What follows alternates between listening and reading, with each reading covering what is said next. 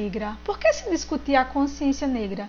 Para nós entendermos melhor, vamos fazer uma curta viagem ao tempo, tá certo? Nós temos aqui um navio, certo? E vamos falar sobre a chegada dos africanos ao Brasil, que vieram através de navios, tá certo? Trazidos pelos portugueses. E eles vieram porque quiseram para aqui os africanos? Não, né? Vieram trazidos à força para trabalhar com a mão de obra escrava. Então daí só foi sofrimento, desde a viagem, tá certo? Nesses navios, eles eram trazidos de forma desumana, muitos morriam durante essas viagens por doenças causadas por ratos e outras doenças, certo? Outras doenças causadas pela falta de higiene, pelos maus tratos, tá certo? Eu trouxe aqui uma outra imagem que mostra também claramente o sofrimento dos negros africanos. Tem uma foto aqui, certo, dos navios, como eram por dentro, para que vocês possam ver, ó, eles aqui deitados, onde dormiam, a forma que chegava alimento até eles, ó, através dessa cordinha aqui, tá certo?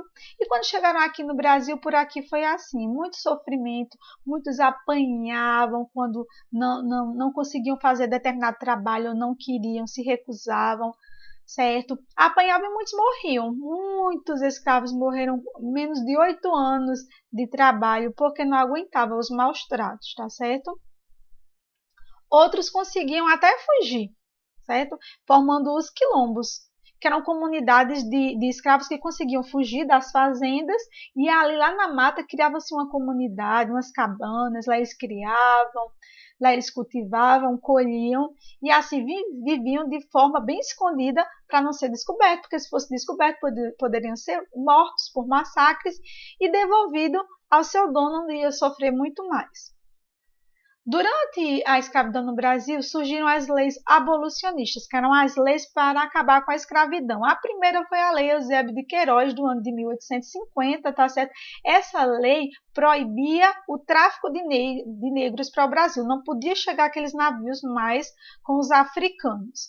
Na lei do ventre livre, no ano de 1871, essa lei visava libertar, certo, crianças da escravidão. Alguns donos de escravos podiam libertar crianças com 8 anos de idade, certo, serem livres, mas daí precisavam receber um dinheiro, precisavam ser indenizados porque estava libertando. Mas veja bem, uma criança de 8 anos de idade é liberta, ele é livre, não é mais escravo, mas daí ele não vai viver com o pai e com a mãe, não vai, né? Então, se o pai e a mãe é escravo, ele vai ter que ficar com os pais na fazenda, então vai trabalhar de graça para o dono da mesma forma, não é isso?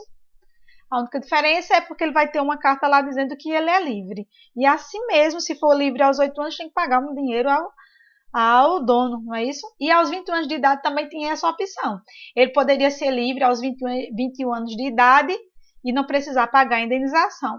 Seguinte, a lei do sexagenário do ano de 1885, nessa lei, dizia que a partir de 60 anos, né, 60 anos acima, aquela pessoa era livre, não era mais escrava. Mas veja bem, uma pessoa com 60 anos de idade tem força para quê? Vai trabalhar em quê? O dono do escravo queria ficar livre mesmo dele, 60 anos não ia ter mais força, não ia ter mais vigor para trabalhar, certo? Ia para onde esse idoso, né, gente? Ia ter casa? Não. Iam dar um pedaço de terra? Não. Então veja como era sofrido, como era tudo contraditório. Por fim, a Lei Áurea, do ano de 1888, acabou com a escravidão. Quem assinou essa lei foi a princesa Isabel. Ela foi boazinha? Não, ela não foi boazinha. Ela foi pressionada a assinar, certo, esse documento, essa lei, não só por grupos políticos abolicionistas no Brasil, como também por outros países que não tinham mais escravos e concorriam com os produtos brasileiros, né? O Brasil fabricava determinado produto como açúcar mesmo e lá saía tudo mais barato. Por quê? Porque a mão de obra era escrava e dos outros países não tinha mais escravidão, então saía mais caro o produto. Então esses países não gostavam porque o Brasil tinha escravos ainda. Era uma visão muito feia para o Brasil nesse tempo. Então, enfim, a Lei Áurea libertou os escravos. Então, gente, por que se discutir a consciência negra? Justamente por isso. Vejam aí, desigualdades sociais, fruto da escravidão. Até hoje, nos nossos dias, nós vemos que nas favelas, lugares mais pobres, os negros são o quê? São mais pobres. Por quê? porque são incapazes, não, de forma alguma, justamente por conta da escravidão que até hoje, até os dias de hoje, reflete nisso, na desigualdade social. Certo? Só isso? Não. A questão do preconceito também foi refletida por conta da escravidão e também é presente até os dias de hoje. O racismo, que é uma doutrina ou sistema de acreditar que uma raça é superior à outra, existe no Brasil até hoje, infelizmente, apesar de ser crime, certo? Está na lei número 7.716, de 5 de janeiro de 1989. Então, desde 89, o racismo é crime no Brasil, mas nem por isso nós deixamos de ver no nosso país e no mundo exemplos de racismo, de preconceito.